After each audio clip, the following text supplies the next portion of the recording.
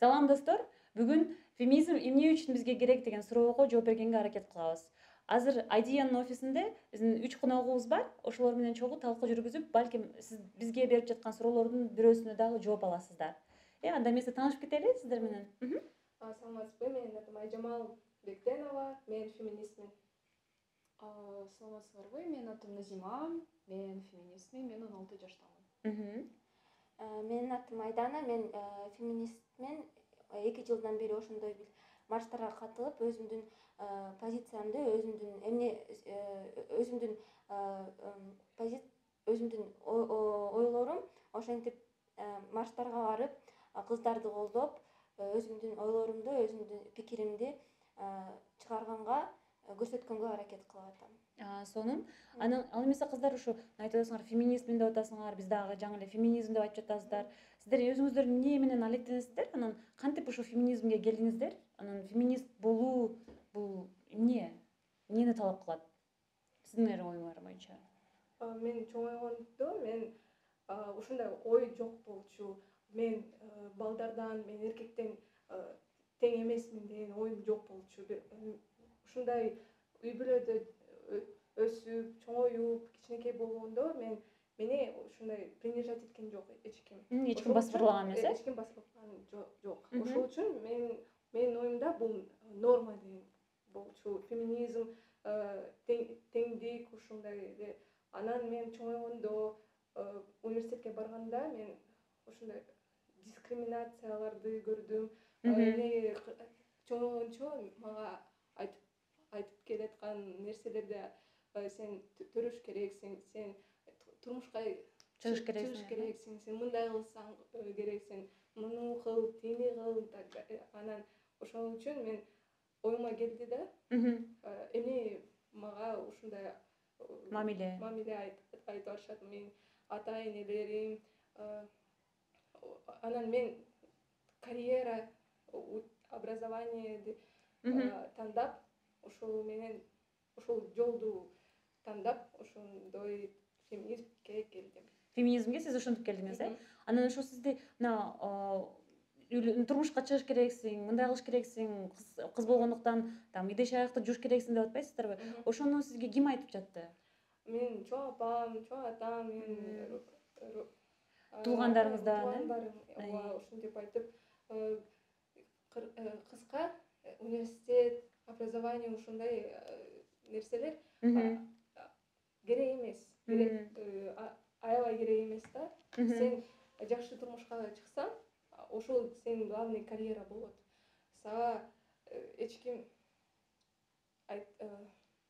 кантип айтсам,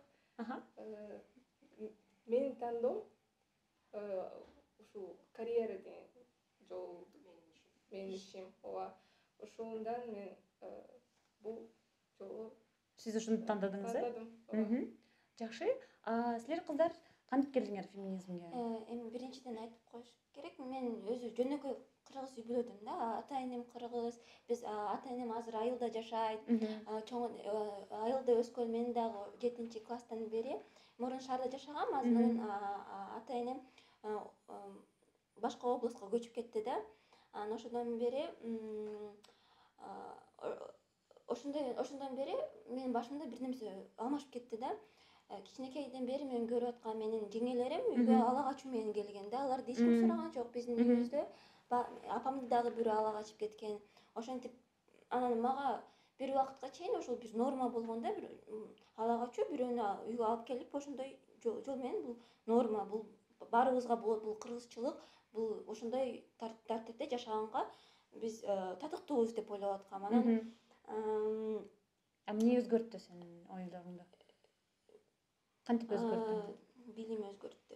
Себеби мен айтам го, ошо айылга барып, анан шаарда дагы жашап, тиги жакты карап, бул жакты карап, анан ойлоп баштадым, эмнеге ошондой болуш керек, эмнеге мен кыз болуп күйөө тийиш керекмин, бирөөнүн эмнеге мен кыз болуп, эмнеге мен кыз болсом, мени бирөө ала кача алат. Эмнеге мен кыз болсом, мени ишке албайт, бул эркекти алат деген бир суроолор чыгып баштады да. Себеби мен окуган жерим дагы ошо окуган жерим дагы ошо бир билим алганда көзүң дагы ачылат да. Анан билим алгандан кийин, китептерди окугандан кийин ошол жөнөкөй бир жашоону да карап туруп, эмнеге ошондой кылыш керек деген суроолор чыгып кетти да. Анан эң негизги суроолор чыкты. Анан экинчиден мен ошону жактырамбы, жактырбаймбы деген суроолор чыкты. Анан жактырбадым. Ишке дагы орношкондо, мисалы, биздин мен иштеп атканда жайында менде бир эркек болгон да, менин шеф, начальниктин. Ошол биз ага эми ага өзүңдүн көрсөтүш керек экен да, ошондой бир сен кыз болсоң, ошол эркекти сыйлаш керек экенсиң. Сен кыз болсоң, сен ага чай куюп бериш керексиң. Ошондой кылып талап кылат. Ошондой талап сураган да. Сен кызсың, сен мындай кылыш керексиң. Мен эркекмен, мага ошондой урматтап, сыйлап, чай куюп, мени урматта, мени сыйла деген нерсе чыгып кетти. Эми ошондой нерселер ар бир кыздын, ар бир эженин жашоосунда чыгат да. Бирок мага ошол аябай таасир этти. Анан айттым го, жалаң эле шаарда эмес, айылда дагы жүрүп, башка областтарда дагы жүрүп, ошону көргөндөн кийин менде мындай, мен өзүм дагы эмес, башкалар дагы аябай ошол системадан, ошол патриархаттык басымдан баарыбыз бир кандай жаман нерсе көрүп атабыз да, зыян эле көрүп атабыз. Анан ошону биз мен кантип ошого таасир кыла алам, кантип ошону өзгөртө алам деп суроолор чыгып кеткенде, ошондо феминизм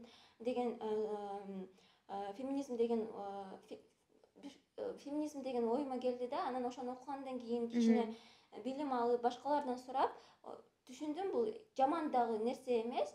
Анан мен каалаган нерселерди феминизм менен биз баарыбыз ошол бир күч болуп, ошол биз жактырбаган, бизди зордуктаган ошол системаны, ошол нерселерди өзгөрө алабыз деп ойлоп чыктым.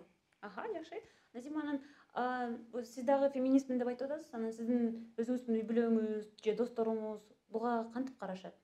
Мен абдан ыраазымын ата-энеме, анткени алар мени ар дайым менин ой пикиримди колдошот, мага жакшы мамиле кылышат ар дайым. Мен кандай киши болсом, эмнени гана колдосом, мага баары бир ага карабай мени колдошот. Досторум дагы ошондой, ата-энемдин байкелери, эжелери дагы колдоп турушат ар дайым. Бул аябай сонун бир эме, мисал. Анткени көбүнчөбүздө ушундай колдоо азыраак ошо. Анан сиз эмне үчүн ошо феминизмге келдиңиз? Кайсы себептен? Мына баары тең колдошот экен, билимиңиз дагы бар экен, үй бүлөңүз дагы, досторуңуз дагы колдоп турушат экен. Сиз феминизмге кантип келдиңиз? Мен ушул кичинекей кезимден бери эле башка аялдардын окуяларын угуп, аларды үй бүлөсүндө кандай зомбулук менен келишет,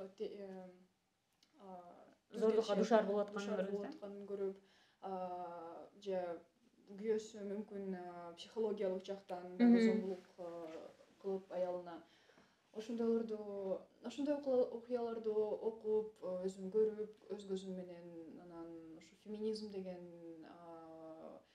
эмне деп интернеттен биринчи окугам 13 жашымда. Негизи ал биринчиден мен аны жөн эле аялдарды колдоо ушундай бир движение экенин деп окугам. Анан ошол окуп, жакшылап билим алып, ошол феминизм эмне экен деп, анан ошо жардам керек аялдарды мен колдоп ар дайым, же досторум ушундай бир жаман ошо тоскоолдукка келип калса, ошо зомбулукка же ушундай бир нерсе болсо, мен да колдоп жүрчүмүн ар дайым. Мен феминизмге ошо башка аялдарды колдогонго ошол себептен келдиңиз, Түшүнүктүү. Анан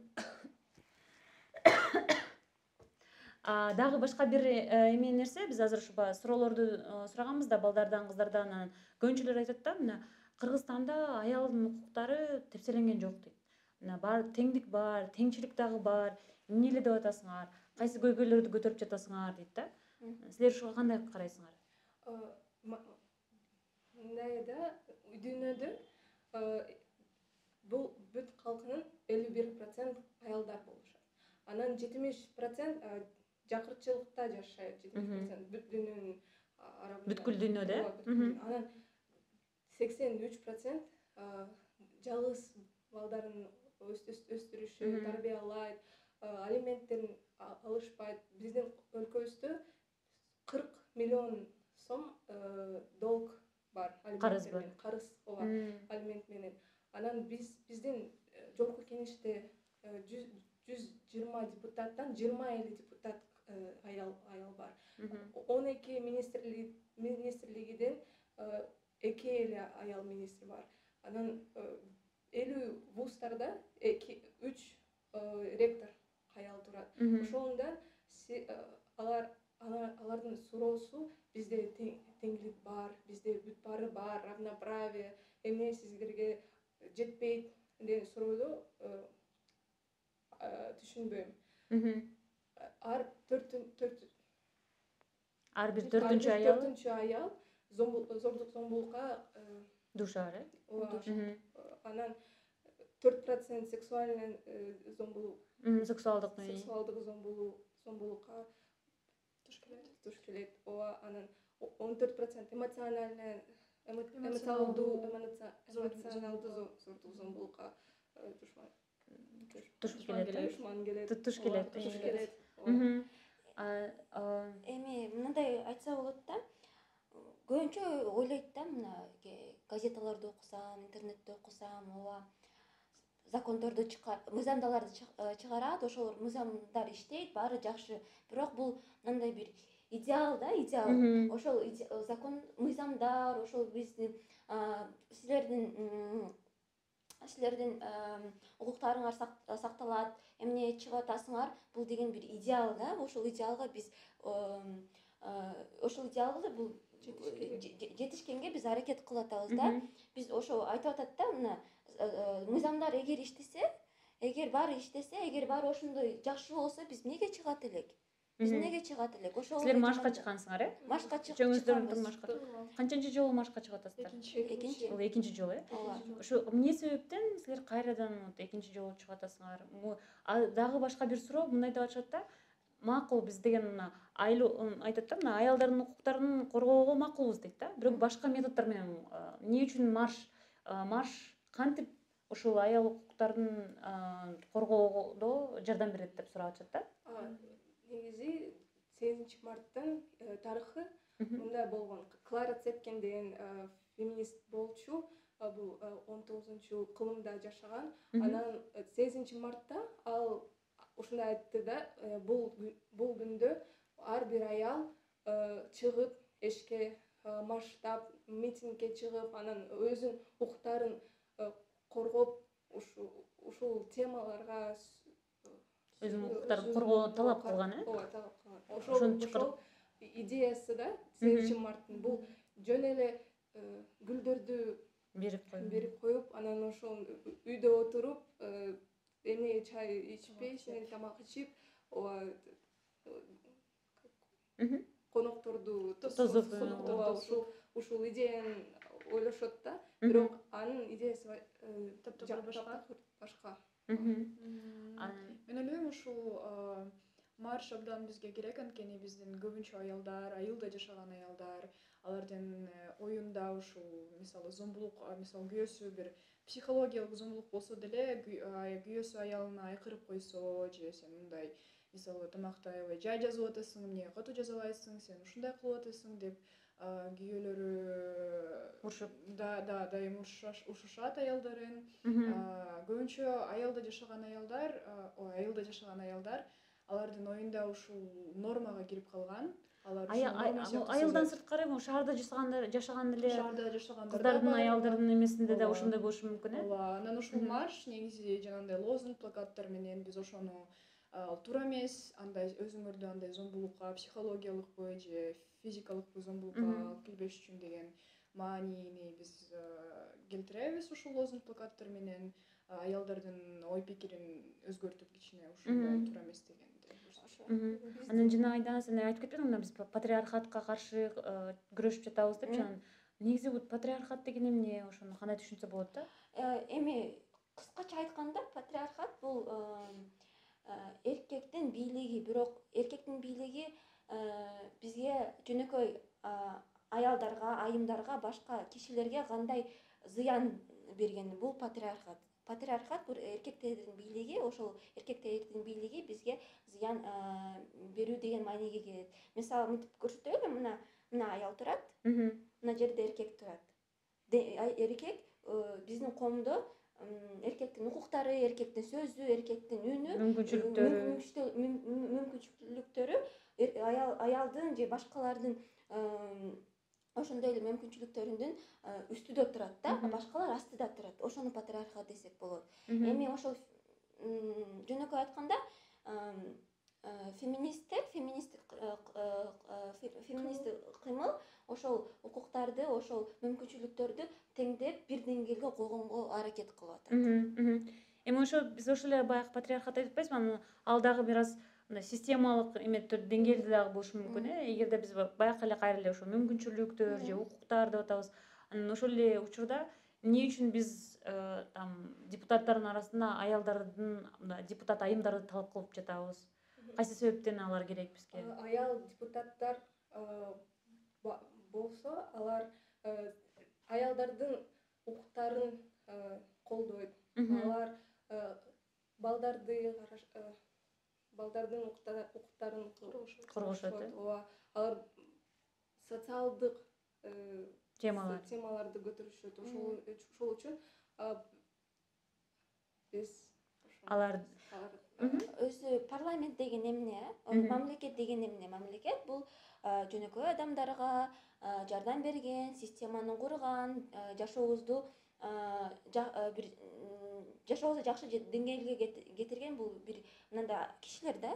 Ошо бизге алар биздин оюбузду, биздин позициябызды, биздин пикирлерибизди алар чыгарат да. Анан ошол парламентте аялдар отурса, өзү бир идеалдуу системада ошол аялдардын укуктарын коргоп, мисалы аборт жөнүндө, алименттер жөнүндө, ала качуу жөнүндө ошондойлордун баары парламентте аялдар отурса, ошондой нерселерди чече алат деп ойго келем.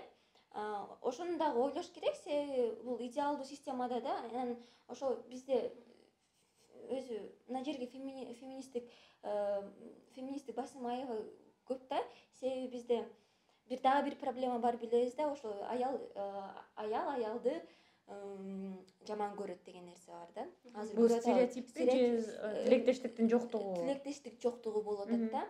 Анан биз ойлоп атабыз, эгер биз баарыбыз ошондой бир пикирибизди чыгарып, ошентип сүйлөшүп, бири-бирибизди колдоп турсак, ошондо аялга карата зордук зомбулук, аялга карата мүмкүнчүлүктөрүнүн жоктугу, ошонун баарын биз чогуу жок кыла алабыз. Бирок эгер анан ошол парламентте отурган аялдар бизге ошого жардам бериш керек. Себеби аялды түшүнөт, айым айымды түшүнөт. Анткени алардын маселелери окшош, Маселелери окшош. Бирок ошол эле учурда биз эмени унутпаш керекпиз, көбүнчө өлкөлөрдө баягы айым депутаттар бар го. Жөн эле бир социалдык тармактардагы темаларды көтөрбөстөн, алар баягы билбейм, оборона болобу, же армия жөнүндө болобу, ошондой нерселерди дагы биле алат. Эми биздин жынысыбыз өзүбүздүн билимибизди же компетенцияларыбызды эч кандай аныктап айтпош керек. Ошон үчүн ар бирибиз өзүнчө барып шайлансак дагы болсо болот. Анан ошол эле учурда биз баягы суроолордун арасында көп мындай эме болду да. Социалдык тармактарды карап турдум да, анан айтышат да, марш бул биздин маданиятка туура келбеген бир нерсе дейт да. Анан силердин оюңар боюнча бул ушундай көз караш эмнеден пайда болуп жатат? Анан бул ушундай эмелерге, комментарийлерге кандай карайсыздар?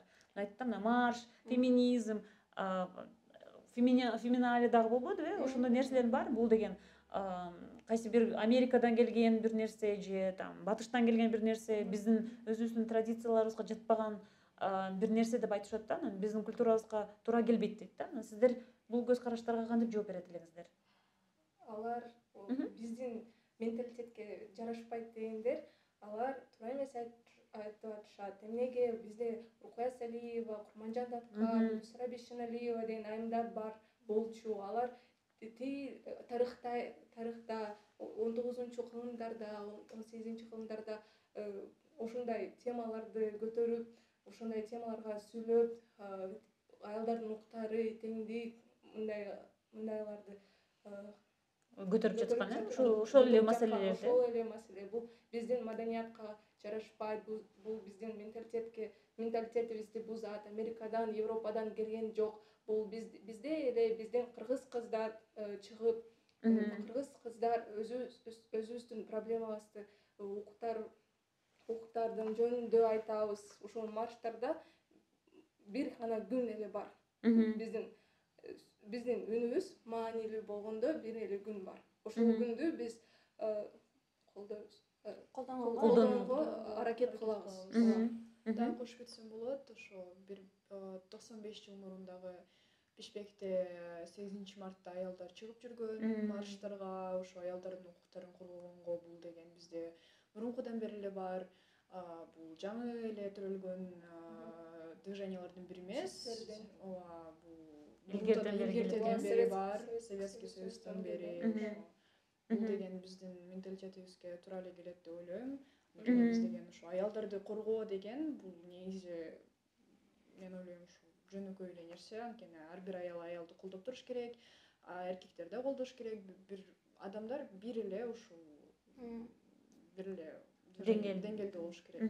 Түшүнүктүү. Анан биз башында айтып кетпедик беле? Эң башкы сурообуз ушул, алгачкы сурообуз ушул феминизм эмне үчүн бизге керек деген бир суроо болчу да. Анан сиздер ошол суроого кантип жооп берет элеңиздер? Ошо эмне үчүн Кыргызстанга же биздин ошо балдарга, кыздарга, там айымдарга да, там баарыбызга айтып жатпайсыздарбы, мына феминизмди жайылтыш керекпиз депчи, анан аялдардын укуктарын колдош керекпиз деп. Анан сиздин оюңуз боюнча ошо феминизм эмне үчүн бизге керек? Өзү феминизм Кыргызстанда аябай керектүү нерсе да, себеби жөн эле бир эле маселени чечпей, аябай көп маселелерди чыгарат. Эми практикалдуу жактан карайлы, мисалы биз билебиз, өзү бул 2020-жылы бизге аябай оор келди. Кыргызстанга дагы аябай оор келди, себеби ошол 1-2 айдын ичинде канча 7 аял 6 аял маркум болду. 6 аял маркум болду. 6 аял маркум болду. Бул сан ар бир жылы өсүп атат. Мурунку жылда биз чыктык зордук зомбулукка каршыбыз деп. Ошол күндөн бери иштеке өзгөргөн жок. Бизди укту, бирок биз жөнүндө дагы унутуп кетти. Ошондой биз дайыма өзүбүз жөнүбүздө биз ошондой нерселер жөнүндө сүйлөшсөк,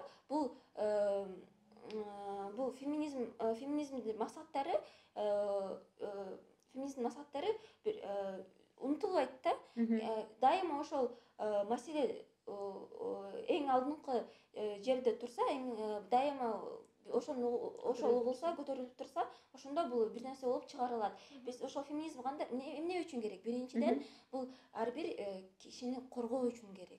Коргоо үчүн керек. Биздин ар бир киши өзүнүн укуктарын билиш үчүн керек. Биз билебиз да, көбүнчө аялдар өзүнүн укуктарын билбейт. Себеби алар ошол бир мындай айланада өскөн да. Алар укуктар жөнүндө сүйлөшкөн жок. Сүйлөшсө дагы башка бир маселелер менен, башка проблемалар менен алек болуп, тамак жасаш керек, балдарга багыш керек, тигини кылыш керек, мындай кылыш керек. Тиричилик менен ошол тиричилик үчүн билбей калды да. Анан ошол феминизм мындай бир айтат да, сенин укуктарың бар, кара, сен мындайды өзүң кааласаң жасайсың, каалабасаң жасабай эле кой, сени эч ким мажбур кылбайт ошого. Бул сенин жашооң, сен тандаш керексиң, кандай кийинесиң, эмне кыласың, качан төрөйсүң, төрөбөйсүңбү, чай куясыңбы, чай жөнүндө бул жөн эле бул образ да, метафора эле. Бул сенин ишиң да. Ошол феминизм бизге ошону көрсөтүп атат. Сен биринчиден адамсың. Сен биринчиден өзүңдүн бир үмүттөрүң бар, өзүңдүн бир каалаган нерселериң бар, ошолорго жеткенге бир укуктарың бар дейт. Ошо биринчиден коргош үчүн аялдарды, кишилерди, экинчиден ар бир кишиге көрсөтүш үчүн үмүтүң бар, эмне кылсаң ошону жаса. Анан үчүнчүдөн